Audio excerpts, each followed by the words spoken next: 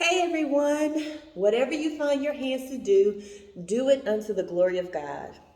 Hey Facebook family, thank you again for continuing to join me on this Operation Debt Freedom journey.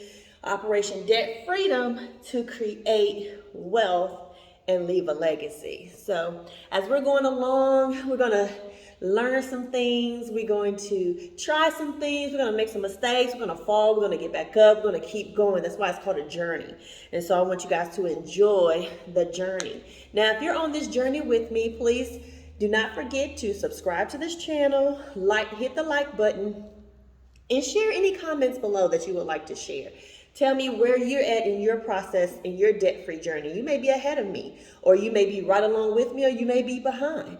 Feel free to go back and look at the previous videos so that you can be caught up in our process. So the last time we talked, we're following the Dave Ramsey Financial Peace University baby steps as the option to use to see how it works and helps us to get out of debt and creating wealth. There's other ways to do it, but we're trying this one first, okay? So this is a journey. We're going to learn some things along the way. So what we did was, the baby step number one was to make sure you have $1,000 in your emergency fund. And if you don't have $1,000 in there, how do you get $1,000 in there? Are you doing any automatic savings every time you get paid? If not, you need to incorporate that. Or it would behoove you to incorporate that because you want to be able to put some money aside for yourself as well, for any emergencies that may come up, right? And so if you currently don't have a financial freedom or emergency fund, how do you get that? Well, you need to sit down and do your monthly spending plan, aka budget. When you do your budget, you need to know what your monthly net income is, what all your monthly expenses and bills are, and then you need to take that monthly net income, subtract your monthly bills, and you should get a zero balance. If you have a surplus balance, like say you're positive $100 remaining, add that $100 to the category for savings. On that monthly spending plan, you do have a category for emergency fund or savings. So you want to take that surplus, put it in your savings till you get to the point where you have $1,000 in there. Once you get to that point, we can go to step two, which is to start tackling your debts from least to greatest. You will stop putting money into your emergency fund once you reach 1,000. And the money you was putting into savings, you will now use what's called the snowball effect to start paying down debt. Okay? If your monthly spending plan, you come to a zero balance, so everything you bring in has a place to go, everything going out, and you have the zero, that's great. Are you putting money into savings? Do you have savings on your list? I don't care if it's $5, $10, $20, $50, $100, whatever amount it is, do you have savings incorporated? If you don't have savings incorporated, look onto your spending plan. Is there anything that you can eliminate for now so that you can start putting money into your savings? Is there any expenses you can cut out so you can start putting money into your savings? It could be Hulu. It could be a membership somewhere that you don't really use, or a subscription, something that you don't really use or you don't really need right now. Like you can go without it for a period of time in order to put money into your savings. So depending on how much money you're putting in there each month will dictate how long this process is going to take for you. If you are filing taxes this year and you're expecting a refund, then you want to look at the possibility of taking some money from your refund check to fully fund your emergency fund. If you receive enough to fund your emergency fund, we're just looking at what's coming up probably within the next quarter. If you anticipate a bonus from work or if you anticipate a raise, we don't know what's going to happen. We can't tell the future, but we can look into what's down the road as far as what we can foresee. But what can we do? Also, we're going to look at what can we do right now. Do you have anything in your house that you can sell that you don't need? Do you have an extra television, a bicycle, some equipment that you don't use that you can put on Facebook Marketplace or let go to actually sell it? And then the money you make from the sale, you put into your savings account, your emergency fund. Now, what if your monthly spending plan has a negative? Like I shared in my last video, when I did the homework assignment, my balance or my difference was in the negative, right? So I went and removed the savings deposit because I already have my $1,000 in the savings account. So we're going to pause the savings. So I moved that out of the savings and then I went back and subtracted out the savings from the total amount of expenses. And so it gave me a positive number. And I think I was like a positive, let me see here. I was a positive $68.12. So now, what would I do with that money? I would use that money to go towards my debt consolidation. My debt snowball, right? However, I do remember telling you guys that my vehicle, I have a van, and this month I will need to get an oil change. And it's important to keep maintenance up on your vehicles. I remember I had a vehicle years ago. I did not have the money at that time to keep up with the maintenance on my vehicle, and I ran that sucker to death. The engine and the transmission went out, one right after the other, because I was not getting the oil change. I wasn't checking the oil. I really didn't have anyone in my life at the time that really paid attention to that kind of stuff for me. So I was kind of ignorant of it, and I just didn't think about it because I was so into what I needed to do or where I needed to go or what I needed to be worried about, that I didn't even think about my vehicle like that. I kind of knew, but I was just like, but I didn't open my mouth. I didn't say anything. I didn't pray about it either. I realized I didn't pray about that. And so my car, even though I had it for a long time, I ran up 200 and some 100,000 miles on it or whatever. It lasted for a while. And then it just ended up losing it because I didn't maintain the maintenance. I didn't take it in for a checkup. I didn't do that. And so that can happen in our finances. If we don't do a monthly checkup, a tune-up every 2 weeks to kind of look and see where we are, we can end up busting our budget, or we can end up like not really maximizing what the budget can do for us in our lives on a monthly basis. So I may have to take that difference. Probably not maybe, I will take that difference and put it towards the oil change that's coming up this month.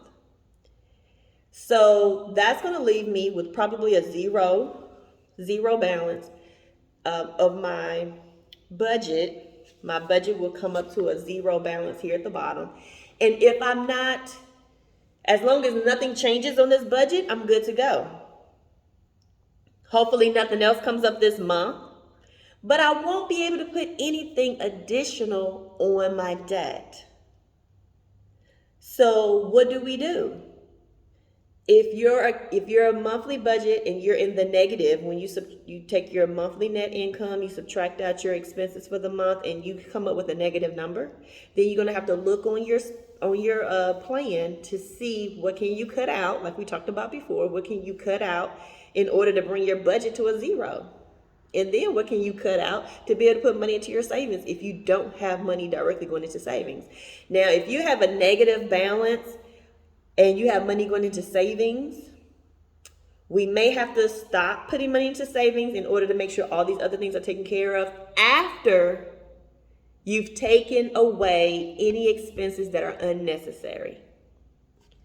So on this list, we have like entertainment or vacation. We have cosmetics, hair care. We have organizational dues. We have pocket money. We have music or technology. If there's something on this list, you have cleaning, laundry. If you have a housekeeper coming by, if there's something that you can cut out in order to give you a peace of mind to know your stuff is at a balance zero, then do that. And then the other suggestion, like I had told you before, was to find something in your house that you can sell. After that, we need to look at what are some other opportunities for increasing your income. And we're going to do a separate video on that. So today's video is going to be more focused on the debt. So if you have a surplus, now you're going to take that surplus and apply it to your debt. Instead of taking that surplus and saying, hey, we're going to the movies, hey, we're going to do multiple date nights, we're going to go on a vacation, or I'm going to have a mini pedicure, or we're going to go get couples massages and stuff like that. Instead of spending your money on those things, or just going shopping and just buying random stuff, because sometimes I go into a store, I see something cute, and I'm like, ooh, I want that, and I want to buy it, but I have to refrain from that. So some of the extra spending, we're going to have to pull back on that, especially if we want to get out of debt. We're going to have to hunker down. We're going to have to be in prayer, be consistent, intentional, operate with wisdom. Know that this is you being a good steward over the finances that you have been blessed with. So that means we have to not buy our kids little trinkets and toys or buy these little extra snacks and stuff like that. If we cannot contribute to it, let's not contribute to it. There's times where the school asks for like donations, or they ask if you can contribute something to the school, to the team. I used to always contribute something, because I just felt like I had to. Like I wanted to be of help. I wanted to be of service. I wanted to give. Because if I can't physically be there, I wanted to have some type of contribution to be an active. I felt like I had to do it in order to feel like I was being an active parent in my child's school life. And so, but now I have to pull back and not tie my sense of self-worth to contributing that way, and know that it's okay to take a break from contributing to the classroom, or contributing to a team at the school, or paying for a booster here or there, or paying for an ad in the yearbook or anything like that. Some stuff you can pull back from, and don't feel guilty. Allow yourself to say, it's okay, my self-worth is not wrapped up in this. I can stop doing that. I can pull back. So there are some things this year we're going to have to pull back from and find other ways of supporting the school if at all possible. Like actually showing up to the event if the event is free. There were a couple of times where our daughter's a cheerleader, and so she would, when she was doing the football games, we would go to the football games. But then when she started cheering for the basketball games, we wouldn't go to the basketball games. Like the ones that were home, like right at the school, so she can go straight there after school, cheer at the games. We just go pick her up. But then when she did away games and we had to take her to the game, we went to one of the games, but then there was another game where we actually sat in the car and waited for her to finish, because we just didn't want to put the money towards paying to get into the game. And so sometimes you have to make little sacrifices like that. But we were outside waiting for her. When she came out, we was right there. But we had to not go inside. And we had to, we spent time in the car, just talking, watching a little bit of YouTube or free channels or whatever, a show or whatever. So we'll watch that just to kind of pass the time. And it was dark outside, so you really couldn't do anything else. So we did that while we waited for her to come out of the basketball game. So sometimes you have to make little sacrifices like that. So today we're going to look at the debt snowball. So now that you have your monthly cash flow plan, on the cash flow plan, there is on page 2 a section called debts. In that section, you listed all your debts: car payment, credit card, student loans, or any other type of loans or other. This does not include your mortgage.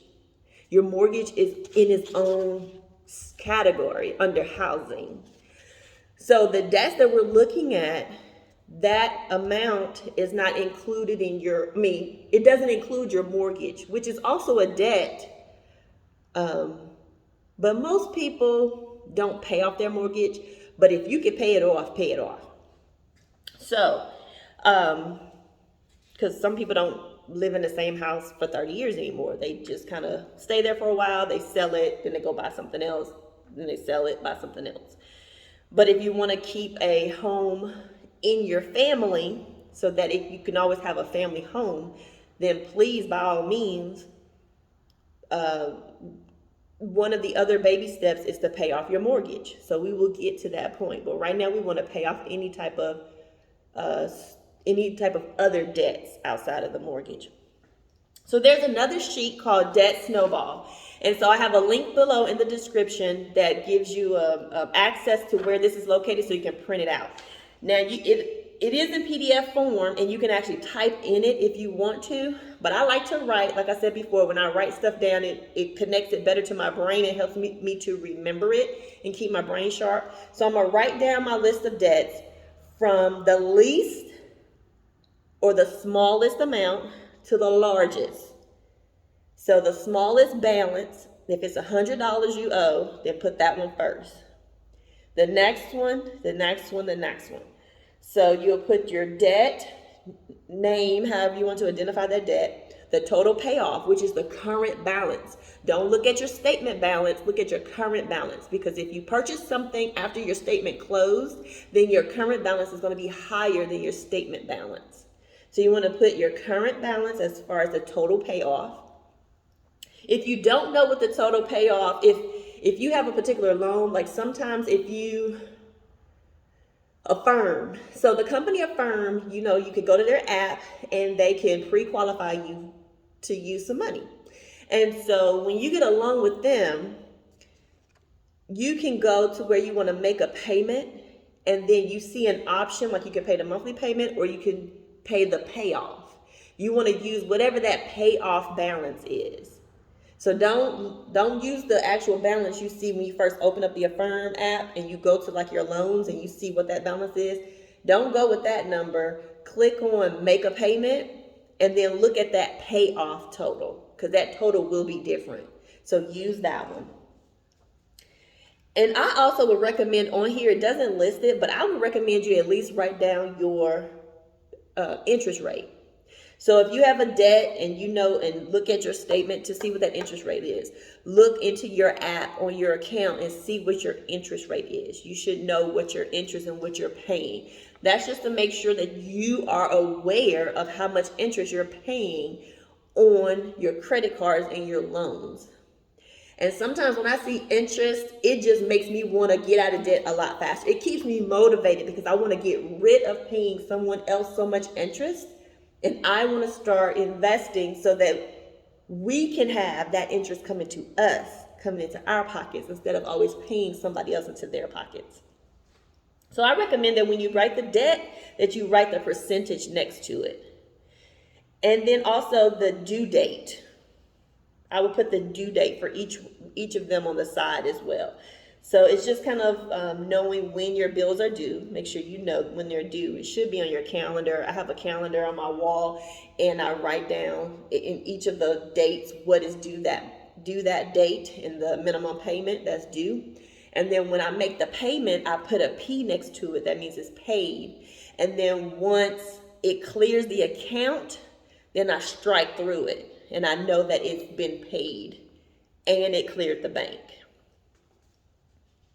So I will put my debt here. I'll put the percentage of the interest that I'm paying and the due date. And just the date, the number, like the 15th, the 20th, the 1st, the 5th, not the month itself, but just the date each month, for each month. And then the total payoff, your minimum payment, and then they have a last column here that says new payment. So the first one, whatever your minimum payment, if your minimum payment is $50, your new payment is going to be $50, right? Or if you have that surplus, well, no, I won't say that. I'll come back to that. Okay. So you'll just put $50. So once this first debt is paid off, you're going to take that 50 and you're going to add it to the next one. So the new payment, you're only going to fill in the first one. You're not going to fill in going down to all of them. You're going to fill in all the minimum payments. But when it has new payment, you're just going to do the first one first. And once you pay that one off, you're going to take what that minimum payment was, add it to the next minimum payment, and then that total is going to be your new payment for this next debt, okay? And then once that second debt is paid off, you're going to take what that new payment was, you're going to add it to the minimum of the next debt, so then you have a new payment, and you're going to be making that payment until that debt is paid off. And then you continue on until you get to the last one. And then you'll be able to say, I am free of my debts, right? So I also, the total payoff, what I like to do here, it doesn't have a box for it, but I like to write down my total debts. And I do this every month because your amounts are going to change. So I'll write it in pencil. So if I want to keep the same paper and I update it the next month, I'll put the new total payments on here.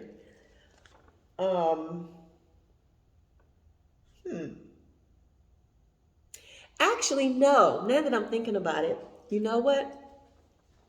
Put your total payments here. Put your grand total at the bottom. And as you're paying the debts off, don't change the total payoff. Because what you want to do is have a record of how much debt you had at the beginning, and then you can be able to come back and say, I paid this amount of debt off. Because if you change the total payoff, this number is going to decrease. So you may not remember how much debt did I start with. So you can do two of these. You can have the first one, the initial one, so you'll have the total of the grand total of debt that you're starting with. So I'm going to do mine, and I'm going to have my grand total of what I'm starting with. And then I can print out another one of these and do it, and then I can update it as the total payoffs, and I can kind of see it go down if I want to actually see the numbers go down. But I'm going to have this first sheet as my proof, as my record of how much total debt I paid off by the time I get to the point where all of this is paid off. So that could be yours. So you could have something to share. And then when you go on the Dave Ramsey show and do the debt-free scream, you could tell Dave Ramsey, I had this amount of debt and I paid it all off. And then they could do, and then they could put the total up on the screen and all this kind of stuff, right? So then you'll know how much it is. And then, so I'll put the total payoff down here, the total of all my debts. And then I put the total of all my minimum payments, so I know how much I'm paying every month in debt right now. And then don't worry about the new payment, because all of this is going to be the same, because whatever you're paying, the minimum payment, if you're paying $2,600 a month in debt, then even your new payment plus your minimum payment should equal all of that, because you should not be, unless you're in just increasing, you got extra money and you paid it off or whatever, but it's going to be the same total. Hopefully you get what I'm saying. So the total payoff, you'll put your total amount of debt at the bottom. You'll add this all up, total as of whatever date you do it. So I'm going to do mine as of today, January 3rd. All the totals of my debt. So I could say, this is how much debt I paid off. This could be my social proof, the proof of my debt. And then I'm going to put my minimum payments, and I'm going to total up my minimum payments. As I'm paying off the debt, my minimum payments are not going to, the total of my minimum payments is not going to change, because I'm going to be taking the minimum payments from the debts I paid off and applying those to the new debt.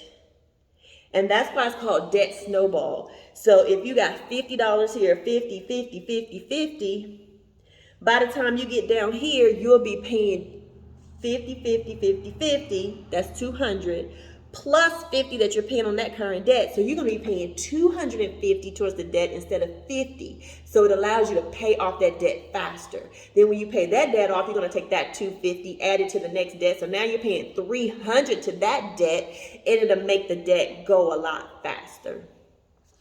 So Dave Ramsey suggests that you go from the smallest to the largest balance and you pay it off that way. And when you see you paid off the smallest one, it's like a mini victory. You want to celebrate, hey, we paid off this first debt. And then when you're paying the second one and you go months, and you pay these, like, hey, we paid off the second debt. And it gives you a sense of reward. It makes it feel like you're accomplishing something.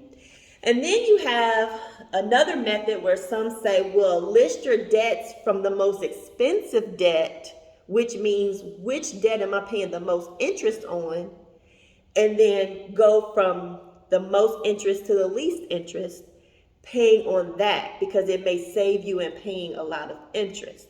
But you may not get the sense of satisfaction immediately, because whatever you have the most the one with the most interest rate may be a balance that's a lot larger than some of your smaller balances. So you won't see something paid off quickly if you do it based on interest. However, if you look at all your interest rates and you see that maybe one of your smaller ones has a higher interest rate and you want to pay that one off sooner, and you will get a sense of something being paid off and feeling that sense of accomplishment or I'm moving forward in my progress, then you can do it that way. So there's a couple of ways, and that's called the avalanche method, where you take the highest interest rate and you pay that debt off first, then go to the next highest, all the way down to the lowest interest rate. But that's called the avalanche. This one is called the debt snowball, where you're paying the smallest off so that you can go to the next one and the next one a little bit faster. And so we're going to do the debt snowball to start off with and see how it goes. If you have started this process, if you have any questions, comments, or concerns, please feel free to put it in the comment section below, and I'll be sure to respond as soon as possible. If you know of a different method that you want to share, please feel free. I will be looking for other debt methods to share, so that you may find the one that best fits your situation and what your personality and how you like to go about doing it. All right, so with that being said, I believe I am done with this. If you like to put this debt snowball on an Excel spreadsheet because you like to type it out and make it'll total it up for you, you can do an auto sum and things like that to make it a little bit fancier. Feel free. If you want the Every Dollar app, you can put the balances in there, but you don't see, where at least in the free version, I have not seen where it shows or can give me like the total of my debt, right? And then when you make a payment, it actually subtracts the whole amount from your debt balance. And when you roll over into the next month, it gives you what that balance is. But that balance may not be correct. Once the credit card statement closes or whatever, or that loan, you make that loan payment on your car, you know only a portion of it is going to principal and the other part is going to interest. So it didn't really pay off the 300. It only paid like 200 towards principal.